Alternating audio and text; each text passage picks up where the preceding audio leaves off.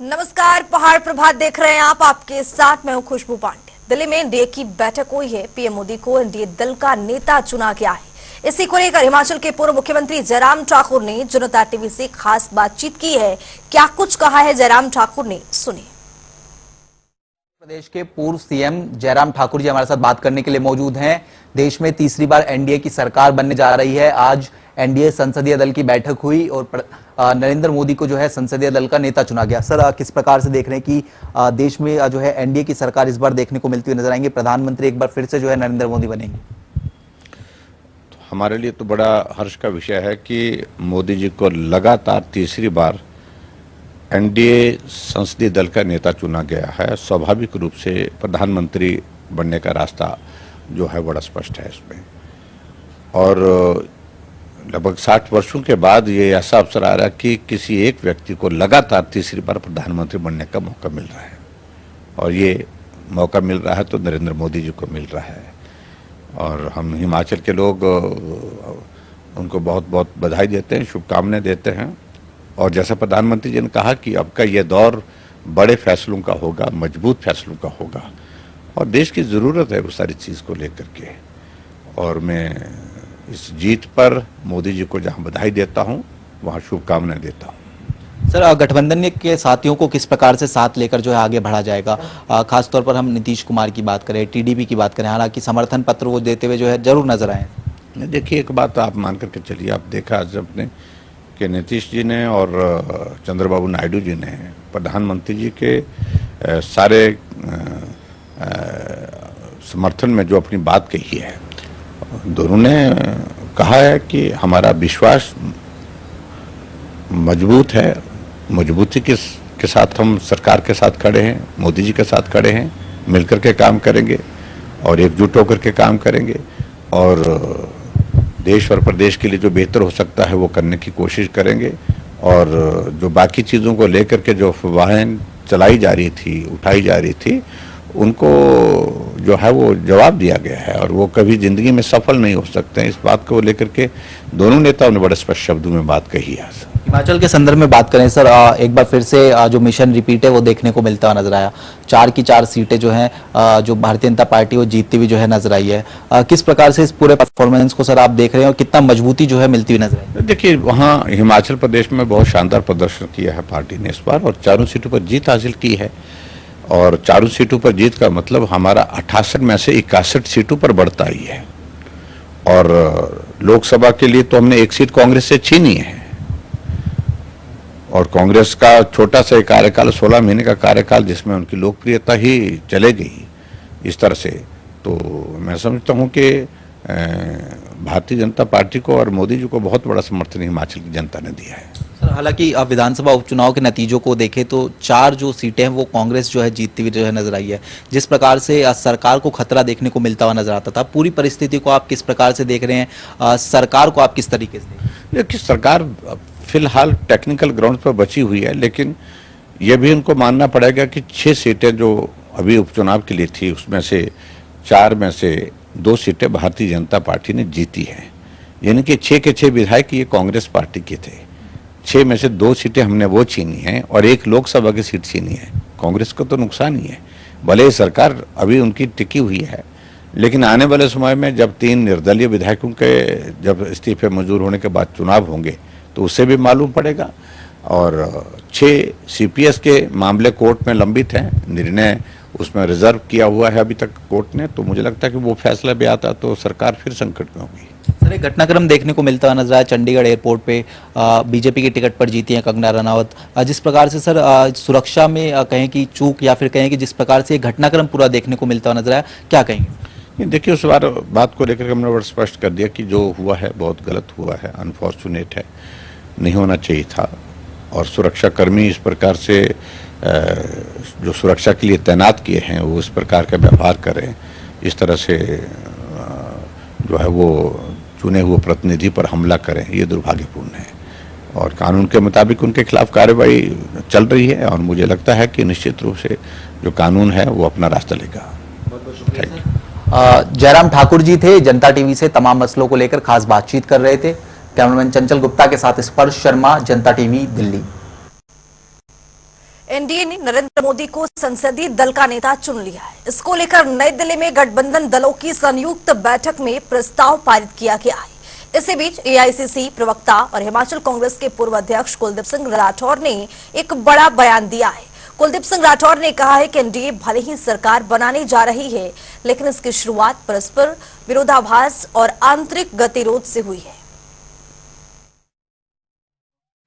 जो है शपथ लेने जा रही है और मोदी साहब तीसरी बार शपथ लेने जा रहे हैं और जिस आशा के साथ, जिस विश्वास के साथ भारतीय जनता पार्टी और एनडीए गठबंधन सत्ता में आना चाहता था, देश की जनता ने ऐसा नहीं होने दी।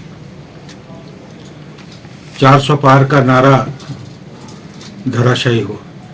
आज जो हालात हैं, गठबंधन के अंदर जिस ढंग से मंत्रालय को लेकर झगड़े शुरू हो गए और कई मुद्दों पर परस्पर विरोधाभास है, क्योंकि राहुल गांधी जी ने आगे आकर जो है लड़ाई लड़ी और मुझे लगता है, मैं व्यक्तिगत तौर पे मेरा आग्रह सभी कांग्रेस वर्किंग कमेटी के सदस्यों से रहेगा, पार्टी से रहेगा कि वक्त आ गया है कि राहुल गांधी जी को एक बहुत बड़ी जिम्मेवारी, चाहे संगठन हो चाहे विपक्ष की जो भूमिका है उसमें जो है मिलनी चाहिए और तभी हम जहां कांग्रेस पार्टी को मजबूत रख पाएंगे। केसीसी बैंक के अध्यक्ष कुलदीप सिंह पटानिया ने प्रेस कॉन्फ्रेंस की। इस दौरान उन्होंने कहा है कि हिमाचल प्रदेश के विधानसभा उपचुनाव में कांग्रेस ने 4 सीटों पर जीत हासिल की है। साथ ही मुख्यमंत्री की बेहतरीन नीतियों की वजह से सुजानपुर की जनता ने कांग्रेस पार्टी के पक्ष में मतदान किया है, जिसके लिए उन्होंने सभी मतदाताओं का आभार व्यक्त किया है। आज का मुद्दा हमारा जो सुजानपुर का चुनाव हुआ, जो जिस तरह लोगों ने कांग्रेस पार्टी को मत दिया और माननीय मुख्यमंत्री की जो 1.5 साल की जो कार्यप्रणाली के ऊपर अपनी मोहर लगाई, उसके लिए हमारा सुजानपुर की जनता का, मतदाताओं का धन्यवाद करने का मुद्दा था कि उन्होंने एक बहुत बड़ा जो है वो फैसला लिया है, जिसमें लोकतंत्र की जीत हुई और धन वालों की हार हुई। बीते दिनों रिज मैदान पर लोगों को पर्यावरण के प्रति जागरूक करने के लिए कार्यक्रम का आयोजन किया गया। नगर निगम ने रोटरी क्लब के साथ मिलकर शहर में जागरूकता रैली का आयोजन किया है, जिसके बाद रिज मैदान पर महापौर ने लोगों को सफाई के प्रति शपथ दिलाई है। इस मौके पर भाभी जी घर पर हैं के मुख्य कलाकार आशुतोष गौड़ भी मौजूद रहे। नगर निगम शहर में 1 महीने तक सफाई का महाअभियान चलाया जाएगा। इसके साथ ही बरसात से पहले सभी नालों की सफाई होगी। जब माननीय महापौर महोदय ने सबको शपथ दिलाई थी कि अगले वर्ष तक हम इस शिमला को और स्वच्छ और सुंदर बनाएंगे, इस कड़ी में, क्योंकि हमने पिछले वर्ष एक प्रण भी लिया था जब बरसात के दिनों में बहुत ज़्यादा बारिश हुई थी और बहुत ज़्यादा इस शहर को नुकसान, आपदा झेलनी पड़ी थी, तो उससे सबक लेते हुए हमने ये 1 महीने का जो अभियान है, जिसमें पूरे शिमला शहर के जितनी ड्रेनेज है, जितने नाले हैं, जितनी वैली साइट है, उन सब की हम सफाई करेंगे, ताकि मानसून आने से पहले जो पिछले वर्ष जो आपदा आई थी, पानी की वजह से, पानी रुकने की वजह से बहुत सारे जो स्लाइड्स आए थे, बहुत सारे घर हमारे गिर गए थे, बहुत सारे रोड हमारे गिर गए थे, उसको हम काफ़ी हद तक कम करने की कोशिश करेंगे, क्योंकि हमारी तरफ से जो हम कर सकते हैं वो हम इस पूरे 1 महीने में वार्ड में जा और हमारी जो टीम है वो जाएगी। विश्व पर्यावरण के दिवस पर रूप निभा रहे हैं। वैसे हमने 5 जून को पर्यावरण दिवस मनाया था कूड़ा क्रेडिट की वजह से, लेकिन हमने बावजूद उसके ट्री प्लांटेशन किया था कल्लोग वार्ड में। कल्लोग में हमने अखरोट के पेड़ और कायल के पेड़ और दूसरे जो फ्रूट्स के पेड़ है वो लगाए थे। ज़्यादा से ज़्यादा पेड़, हमने लगभग 200 पेड़ वहाँ पर ट्रीज लगाए थे। उसको और वहाँ के जो लोकेलिटी है, कल्लोग वार्ड के कुछ लोग हैं, जनता है, बच्चे हैं, छोटे छोटे बच्चों ने भी इसमें पार्टिसिपेट किया। उस एरिया को उन्होंने अडॉप्ट किया, जो मुझे बहुत खुशी हुई जब उन्होंने उसको सुबह और शाम वो पानी देते हैं और पानी के साथ उस पौधों की केयर करते हैं। और इस साल भी हम बहुत बड़ा अभियान प्लांटेशन का करने जा रहे हैं सभी लोगों के सहयोग से, पूरा शहर के सहयोग से। आज मैं विशेष तौर पर रोटरी क्लब के सदस्यों का बहुत बहुत धन्यवाद करता हूँ। हमीरपुर में एचआरटीसी कल्याण मंच की मासिक बैठक का आयोजन किया गया। इस बैठक की अध्यक्षता एचआरटीसी के जिला अध्यक्ष अजमेर सिंह ठाकुर ने की है। इस बैठक का मुख्य उद्देश्य सेवानिवृत्त कर्मचारी की लंबी पड़ी मांगों को सरकार से पूरा करवाना रहा। वहीं उन्होंने सरकार और एचआरटीसी प्रबंधन को चेतावनी देते हुए कहा है कि अगर उनकी मांगों को समय रहते पूरा नहीं किया गया तो एचआरटीसी उग्र आंदोलन करेगा। लेने को है तो आज जो बैठक हो रही है इसमें सबसे पहले तो मैं ये कहूँगा कि एक हमारे को रिवाइज पेंशन का जो 1600 रिवाइज पेंशन है हमारी हुई थी, उसका जो एरिया है उसकी अभी तक हमारे को एक किस्त नहीं मिली है, जबकि सरकारी विभाग के कर्मचारियों को पहली किस्त जो पिछली सरकार ने जो नोटिफिकेशन जारी की थी उसके आधार पर 50,000 की मिल गई है। और दूसरी किस्त जो है आयु के आधार पर इन्होंने निर्धारित की थी, वो भी उनको मिल गई है। हमें आज तक एक भी किस्त नहीं मिली है। इसके लिए जो है कर्मचारियों और पेंशनरों में जो है रोष व्याप्त हो रहा है कि सरकार एचआरटीसी के कर्मचारियों को जिन्होंने 30 से 35 वर्ष तक दुर्गम क्षेत्रों में रात न देखी न दिन देखा काम किया है और जनता की सेवा की और सरकार के आदेशों की पालना की है, उनको आज दर दर की ठोकरें और बुढ़ापे में खानी पड़ रही हैं। दूसरा, 2 वर्ष हो गए हैं हमारे लोग कई बीमारियों से ग्रस्त हैं, कई हमारे भाई जो हैं बीमारियों से ग्रस्त होकर जो सड़क से हार गए हैं। उन्हें आज तक 2 वर्ष से उनके जो चिकित्सा बिल हैं वो लंबित पड़े हैं, उसका भी भुगतान जो है एचआरटीसी नहीं कर रही है और आनाकानी कर रही है। दूसरा, पेंशन के स्थायी समाधान के लिए हम लड़ाई लड़ रहे हैं कि हमारा जो पेंशन का स्थायी समाधान किया जाए, जो कि कोई भी सरकार आज तक नहीं कर पाई है। और आज 7 तारीख हो गई है, हमें आज तक अभी तक पेंशन जो है नहीं मिली। जिला कुल्लू के उपमंडल मंड में देश दुनिया में प्रसिद्ध श्रीखंड महादेव यात्रा के लिए कुल्लू प्रशासन अब तैयारी में जुट गया है। श्रीखंड महादेव की यात्रा जुलाई महीने में शुरू की जाती है। बीते साल भारी बरसात के चलते इस यात्रा को स्थगित कर दिया गया था। ऐसे में इस साल श्रीखंड महादेव यात्रा के दौरान आने वाले रास्तों नालों के निरीक्षण के लिए प्रशासन की ओर से एक टीम को रवाना कर दिया गया है और जल्दी टीम की ओर से पूरे रास्ते का निरीक्षण कर इसकी रिपोर्ट डीसी कुल्लू को सौंपी जाएगी। हमारे साथ अभिमास की टीम प्रशासन से रेवेन्यू डिपार्टमेंट, फॉरेस्ट डिपार्टमेंट के जो प्रतिनिधि जा रहे हैं, तो उसमें हम देखेंगे कि पिछली बारी जो हमने देखा कि रास्ता बहुत जगह से टूटा हुआ है, खास तौर से नैन सरोवर से लेके जो श्रीखंड तक का है। तो अभी हमारा ये प्रयास रहेगा कि हम वहाँ पर जाकर देखें कैसे हम अच्छी तरह से उस रास्ते को बना सकें। तो उसमें अभिमास की टीम भी हमारे साथ जा रही है। जहाँ पर रास्ता बनाना पॉसिबल ना हो वहाँ पर किस तरह से हम रस्सियों का इस्तेमाल कर सकते हैं। और मैं आपको बताना चाहूँगा कि हमारा अभी प्रयास रहेगा कि इस बारी की यात्रा बहुत अच्छी हो और इस बारी कोशिश करेंगे कि कोई भी कैजुअलिटी ना हो।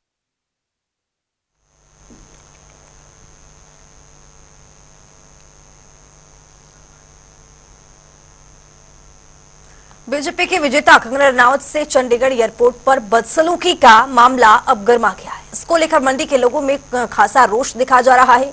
मंडी की महिलाओं ने इस प्रकरण को घोर निंदा बता रही हैं। साथ ही इस मामले में अब मंडी के लोगों की प्रतिक्रियाएं भी सामने आने लगी हैं।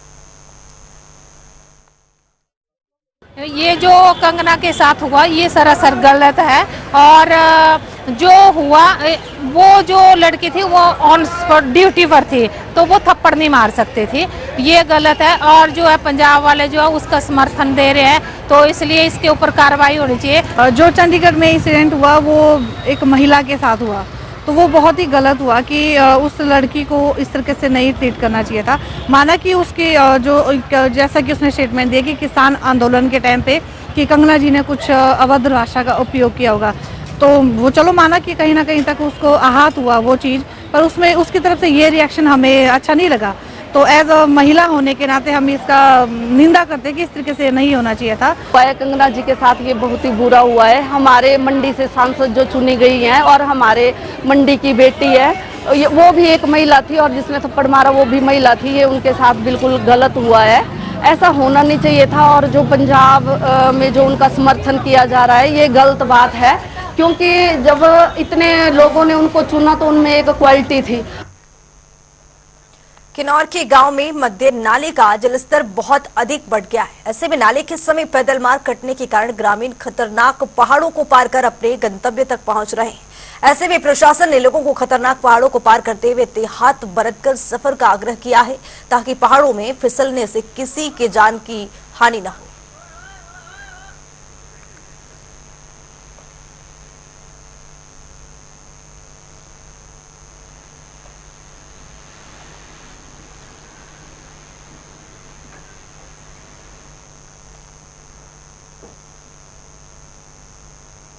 पर्यटन के लिए विश्व प्रसिद्ध कुल्लू मनाली पहुंचना दूसरे शहरों से भी आसान हो जाएगा। दरअसल पर्यटन सीजन में अलायंस एयर ने दिल्ली से भुंतर के लिए अतिरिक्त उड़ान सेवा शुरू कर दी है। 2 जून से शुरू हुए ATR 72 जहाज से पर्यटकों को कुल्लू मनाली पहुंचने में आसानी होगी। ये सेवा सप्ताह में बुधवार रविवार को चलेगी। 18 जून से एयरलाइंस कुल्लू ने देहरादून के लिए उड़ान योजना शुरू होगी। इसका शेड्यूल जारी हो गया है। इसके अलावा कुल्लू से जम्मू और जयपुर को भी जोड़ने की योजना है। इसके लिए केंद्रीय नागरिक उड्डयन मंत्रालय की ओर से भी हरी झंडी मिल चुकी है।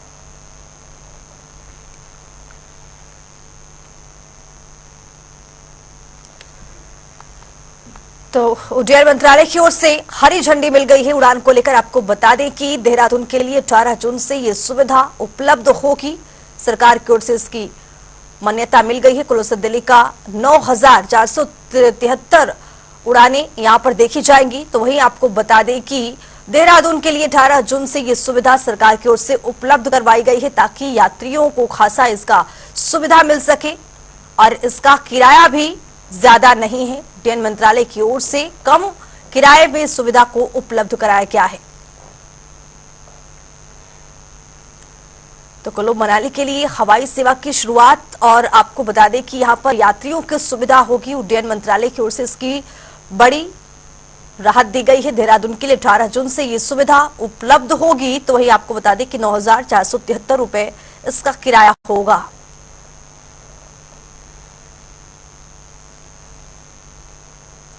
तो एयरलाइंस की अतिरिक्त उड़ान यहां से शुरू कर दी जाएगी। तो आपको बता दें कुल्लू से दिल्ली का 9,473 रुपए का किराया लगेगा। उड्डयन मंत्रालय की ओर से इस पर हरी झंडी दिखा दी गई है, ताकि यात्रियों को सुविधा मिल सके। 18 जून से ये सुविधा उपलब्ध होगी।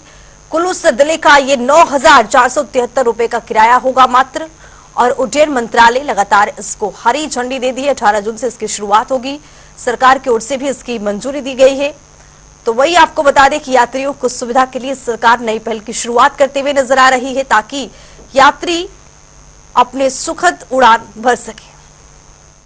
हम लोग ट्रैवल एजेंट कुल्लू के बहुत धन्यवादी हैं अलायंस एयर के, जिन्होंने हमारी मांग पर कुल्लू से दिल्ली जो है 2 दिन के लिए रविवार और बुधवार के लिए एडिशनल फ्लाइट्स शुरू की हैं, जो कि रेगुलर जो 7 दिन की कुल्लू दिल्ली की उड़ान है उसके अलावा 2 दिन के लिए ये एक्स्ट्रा जहाज शुरू किया गया है।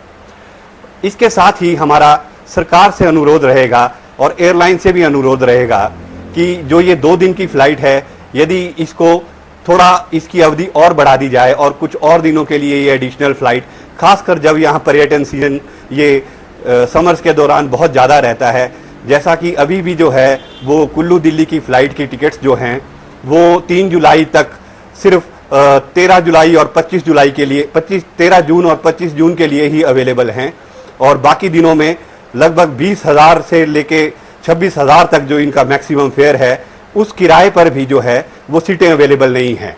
और इसके साथ ही हमारा सरकार से अनुरोध रहेगा कि यदि वो किसी और एयरलाइंस को भी यहाँ पर ऑपरेशंस के लिए अगर तैयार कर पाएँ या लुभा पाएँ, तो उससे जो है यहाँ के पर्यटन को काफ़ी पंख लगेंगे। तो इस बुलेटिन में अभी के लिए इतना ही। देश और दुनिया की तमाम खबरों के लिए बने रहिए जनता टीवी के साथ।